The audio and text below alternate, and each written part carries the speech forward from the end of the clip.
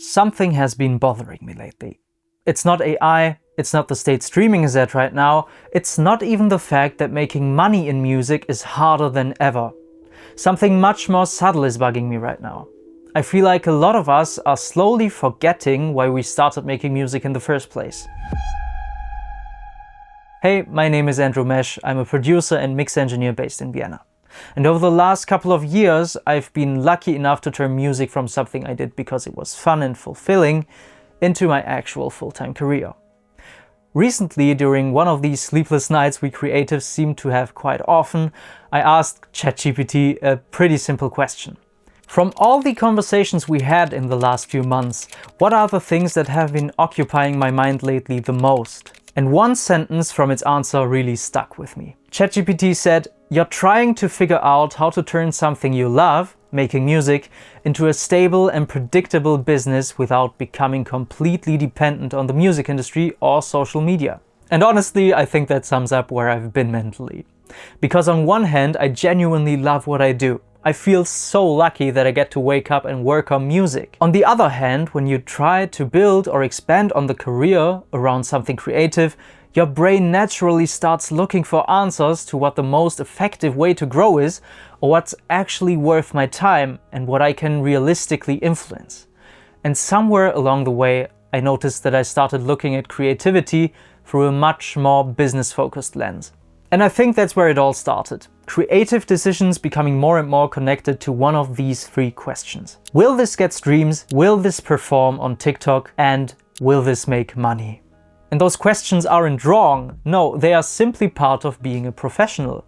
At the same time, I think there is a danger when they become the only questions you ask. When music becomes a job. When you're trying to build a career in music, it's almost impossible not to think commercially. You need clients or listeners, you need income, and you definitely need people to discover your work. Especially as an independent artist or producer, nobody but you is going to put in the hours to make this a sustainable career for you. So you start learning marketing, you study algorithms, you start thinking about branding, your visual style, and so on.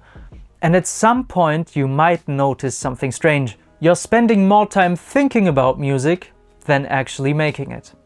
I think the hardest part about building a creative career is that there are so many things you simply can't control. As a producer, you can make the best song of your life, but the artist decides whether or not it gets released. As a mix engineer, you can do incredible work, but you still need someone to trust you and book you. And I think that's the reason why creatives obsess so much over strategies, algorithms, and new opportunities.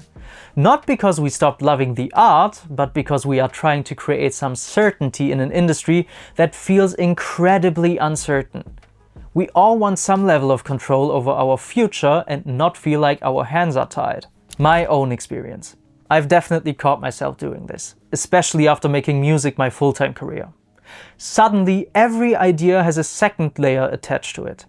Is this the right move? Can I monetize this? And does this make sense to post on my Instagram feed, or is it not on brand enough? And again, those questions are important, but I think creativity needs a space where it doesn't have to justify itself. The songwriting camp. One of the things that reminded me of this was a songwriting camp I attended recently. And what was so inspiring and freeing about it was not necessarily the songs we created. I mean, we were in major banger territory, don't get me wrong, but that's another story. It was the feeling. Nobody was sitting there thinking, how do we optimize this? How do we make this go viral? Or how do we rewrite this part because this specific phrase should be the one that makes the song go viral on TikTok? We were just making music, throwing ideas at the wall, taking risks, having fun and seeing what actually sticks. I felt something I haven't felt for months. Freedom. No pressure at all, and I realized how valuable that is. Art versus business. I don't think the solution is ignoring the business side. I actually think truly understanding the business side gives you more freedom, because when your basics like your rent and food are covered, you can create without desperation. And desperation kills creativity. At the same time, you just cannot pay rent with vibes, unfortunately. I strongly think we need to protect a part of ourselves that creates things simply because we love them. AI. Honestly, I feel like this is also why I think the conversation around AI music is so interesting. A lot of people are asking if AI can make music. Maybe the bigger question is, why do humans make music? Because if music was about creating something technically impressive, then maybe machines would eventually win. But music has always been about intention, about expressing something, communicating, and I guess healing. What I learned. I'm still figuring out how to navigate all of this.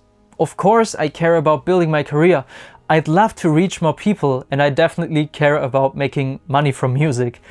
But I also don't want to wake up one day and realize that I became so focused on building a music career that I actually forgot to make music. Or actually make music that matters. To you, but especially to me. So maybe the goal isn't choosing between art and business. Maybe the goal is building a career that allows you to protect the reason you started. Thanks for your time. Take care.